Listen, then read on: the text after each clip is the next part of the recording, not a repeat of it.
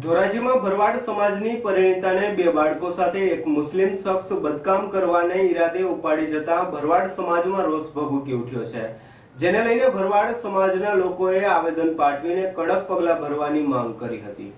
રાજકોટના ધોરાજી શહેરમાં એક ભરવાડ જ્ઞાતિની પરિણીતાને બે બાળકો સાથે મુસ્લિમ શખ્સ બદકામ કરવાને ઈરાદે ઉપાડી જતા શહેરભરમાં ચકચાર મચી જવા પામી હતી। આ સાથે ભરવાડ સમાજમાં રોષ ભભૂકી ઉઠવા પામ્યો છે। આ બનાવની જાણવા મળતી વિગતો મુજબ ધોરાજી શહેરમાં ભરવાડ સમાજની પરિણીતા રેખાબેન કાળુભાઈ મેવાડા અને તેમના બે માસૂમ બાળકો સાથે શહેરમાં જ રહેતો મોહસિન હનીફ શેખ રહેઠાણ ખીજડાવાળી શેરી મોચી બજાર નામ મુસ્લિમ શખ્સ બદકામ કરવાને ઈરાદે ઉઠાવી ગયો હતો।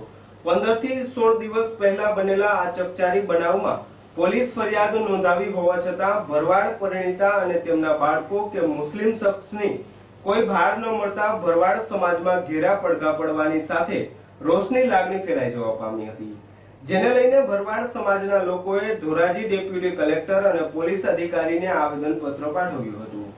આ સાથે જ લલચાવી ફોસલાવીને બદકામ કરવાના ઈરાદે ભરવાડ પરિણીતાને ઉપાડી નાસી છૂટેલા મોહસિન શેખને ઝડપી પાડવાની માંગ કરી હતી।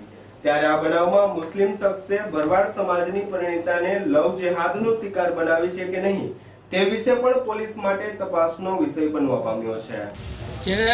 જેના કારણે કે અમારા ભરવાડ સમાજની મેવાડા પરિવારની રેખાબેન કાળુભાઈ મેવાડા, એના કાળુભાઈના વહુ જે નામ રેખાબેન છે એને મુસ્લિમ યુવક લલચાવી ફોસલાવી અને ભગાડી ગયો છે બે બાળકો સાથે, બરાબર છે। જેને અનુસંધાને અમે પોલીસ સ્ટેશનમાં એક અરજી કરેલી છે અને ત્યારબાદ અમને અસંતોષ થતા ડેપ્યુટી મામલતદાર સાહેબ તેમજ પીઆઈ શ્રી ચાવડા સાહેબને પછી અમે આવેદનપત્ર આપવા અમારા જ્ઞાતિજનોના માણસો બધા ભેગા થયેલા છે।